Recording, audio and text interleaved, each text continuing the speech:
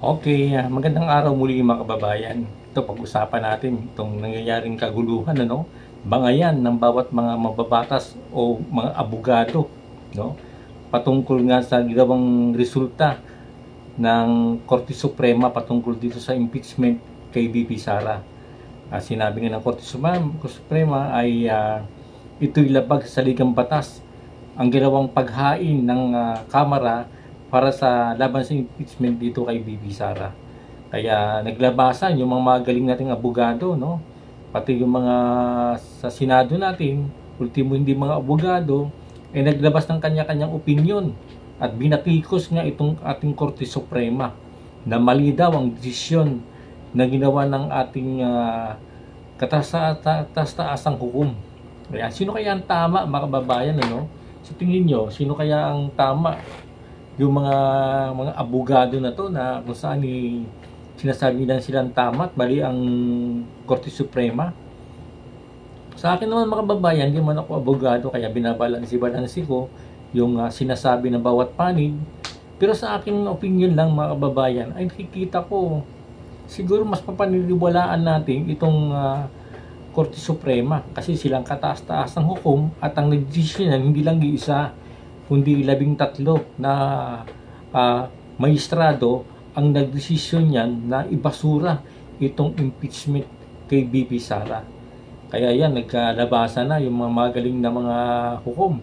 Dating Chief Justice ng si Carpio, no, ay binanatan din itong Korte Suprema, sinasabi niyang mali yung ginawang desisyon ng Korte Suprema. Maging mga abogado ng prosecutor na sila Laila de Lima, yan. Ito si Soto, hindi mo to abogado pero bumabanat din, ano? Itong si Kiko Pangilinan, abogado rin yan. Pero binabanatan niya ang Korte Suprema na mali, no? Sino ba dapat yung paniwalaan mga kababayan, no? Ito, pakinggan natin itong balita na ito mga kababayan, ano? At magbibigay tayo ng opinion dito sa balitang ito. Pakinggan lang natin. Ito. Sa gitna ng patuloy na debate kaugnay sa impeachment ni Vice President Sara Duterte, naglabas ng pahayag ang Integrated Bar of the Philippines na nananawagang sundin ang desisyon ng Korte Suprema na nagdeklarang unconstitutional ang Articles of Impeachment laban sa bise. Nagbabala ang IBP laban sa panawagang pagsuway sa desisyon ng Supreme Court dahil sisirain daw nito ang pundasyon ng legal order o yung batas at alituntunin na pinapatupad sa isang lipunan. Bantaan nila ito sa balanse ng kapangyarihan at integridad ng democratic institutions. Gayong meron pa naman mga legal remedy sa loob ng saligang batas. Sa gitna ng patuloy na debate... Ayan, mga kababayan, ano? Nagbigay na rin ng opinion itong International Bar of the Philippines na dapat sundin, no, yung decision na ginawa ng Korte Suprema.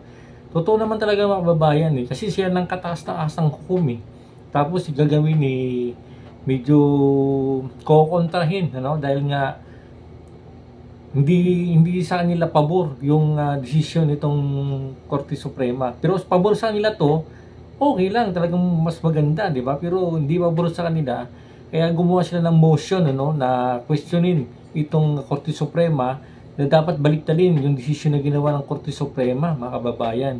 Ito, gumagawa na nga ng motion itong ang ating itong kongreso na to, Kamara, at inihiling ng Kamara, mga kababayan, at tigilan muna. Wag muna sila, yung kung sinasabi nila na tumigil muna itong Senado na to, na wag muna magkaroon ng botohan para kung matuloy ba o hindi itong impeachment nito kay VP Sara. No? Kasi magkakaroon na nga ng pag-uusap o decision about sa impeachment kay VP Sara dito sa may Senado. Magkakaroon ng botohan ng mga senador kung tutuloy ba o hindi, no? Kaya ito, pinipigilan ito ng mga Kamara na wag mo nang ituloy habang wala pang desisyon ng Korte Suprema sa kanilang motion, mga kababayan. Kaya ito, nagsalita na nga itong si Senate President, no, ay Escudero, na talagang wala na, basura na. Pati si Jingo Estrada, sinasabi niya na basura na itong impeachment na to kay VP Sara. Ako nga, mga kababayan, gusto ko nga matuloy yung impeachment dito kay Bibi Sara para talagang magkaalaman na talaga.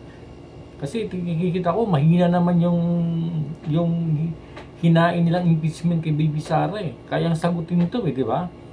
Ng abogado at para mapatunayan talaga na talagang walang sala itong si Bibi Sara Duterte. Kasi pag hindi natuloy ito, parang yan lang laging bibigkasin nila na yung kasalanan niya ni Bibi Sara kasi hindi pa napapatunayan. Kaya nila isusumbat nila yan kahit na manalo itong si Bibi Sara sa 2028 election bilang presidente. Ayan pa rin isusumbat nila, mga kababayan. Kaya maganda talagang sa akin lang matuloy. Kaya dapat itong mga kamara na to, kung sa kanila ay mag-relax muna sila. Kung talagang gusto nilang matuloy ang impeachment sa 2026 ng February, pwede silang maghain ng panibagong impeachment dito. At mapaghandaan nila, mapaghandaan nila yung talagang ikakaso nila kay Bibi Sara para malakas ang ebidensya nila para ma-impeach ito. Kasi nakikita ko, wala na. Hindi mananalo to, mga kababayan. Hindi to mananalo itong kamera na to, yung mga naghahain ng impeachment na to kasi mahina, mahina ang kanilang kasong hinihain. Malabnaw to. Kaya abang-abangan natin, mga kababayan, itong magiging resulta na gagawin ng resulta na emotion na hinain itong kamera ito sa Korte Suprema. Pero naniniwala ako, medyo matagalan pa siguro yan, At tingin ko, M13 na hukom na to. Pinag-aralan nilang mabuti yan di ba? Pinag-aralan nila yan bago nila inilabas yan. Kaya itong mga kamara na to, ito naniniwala ko na political lang naman to, politika to. Gusto nilang pabagsakin talaga itong mga Duterte na to. Hindi natin may itatanggihan na talagang yan ang pinakaano nila. Kaya magkakaroon na naman ng mabubuhayin nila yung Quadcom 0.2, panibagong Ngayon ang imbestigahan nila yung sabungero, i-connect nila yung sabungero na mga namatay dito sa drug on war na ito, mga kababayan. Duterte pa rin, mga kababayan, ang magkakaroon ng pagkakasala naman yan.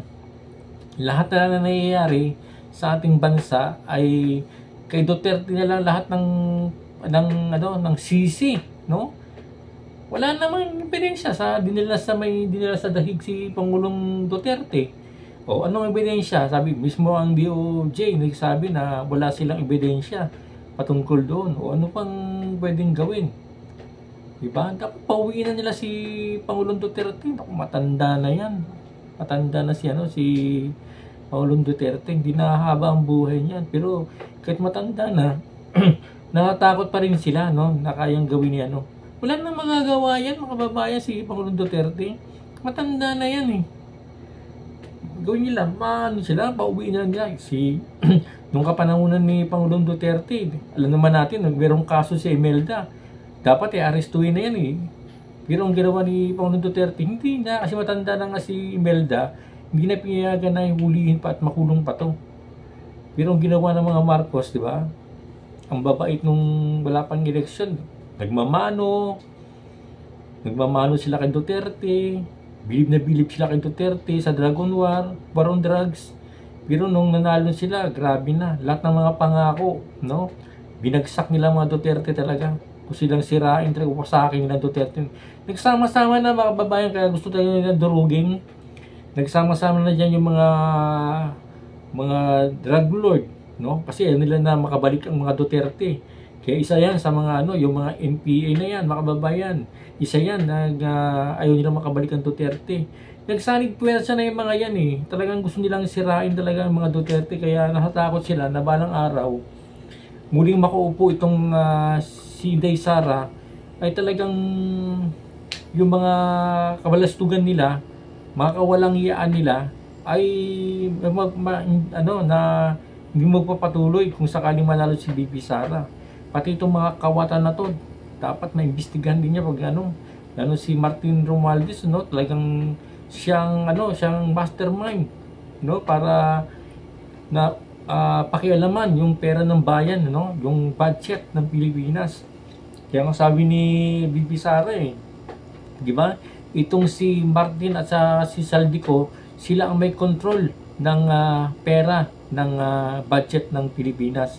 Hindi lang si Bibi Sara sabi niya, pati si Toby Tiangco, binanggit niya rin yan, mga kababayan, na talagang itong si Martin ang talagang may control ng budget ng Pilipinas. Kaya habang ito nakaupo itong si Martin bilang speaker, ay talagang kawawa ang Pilipinas. Talagang mangungutang na lang Pilipinas para dakawin na lang nila. Kaya kawawan taong bayan dahil tayo ang magbabayad niyan sa mga taxes natin. Dagdag ng siyempre, saan kukuha ng mga pambayad itong mga inuutang nila? Siyempre, magdadagdag sila ng taxes para pambayad doon. Kaya tayo mga Pilipino, mga taong bayan, tayo mga Pilipino na manggagawa, no, ay talagang kawawa tayo sa mga ginagawa ng mga gobyernong ito. Kasi Bongbong Marcos wala namang ginawa di ba? Hinahayaan niya lang na waldasin ni Martin itong pondo ng bayan natin. Paano na to, mga babayan? Kaya totoo lang, sana mabuksan na yung bawat Pilipino, natanong Pilipino, na piliin ang tamang leader, no, tamang maging mamumuno sa ating bansa. Lalo sa Kongreso, talagang matindi yan dyan. Diyan nagsisimula yung first time nangyari sa atin yan, mga kababayan no? Maraming speaker na umupo, pero itong itong nakakaiba talaga itong si Martin. Talagang hari ng kawatan talaga to, mga kababayan. Alright, mga kababayan, ganito na lang muna ang ating pag-uusapan. Ayan, kung bago na kayo sa aking channel, please like and subscribe para updated kayo sa aking mga ginagawang upload video. Okay, bye-bye po and God bless.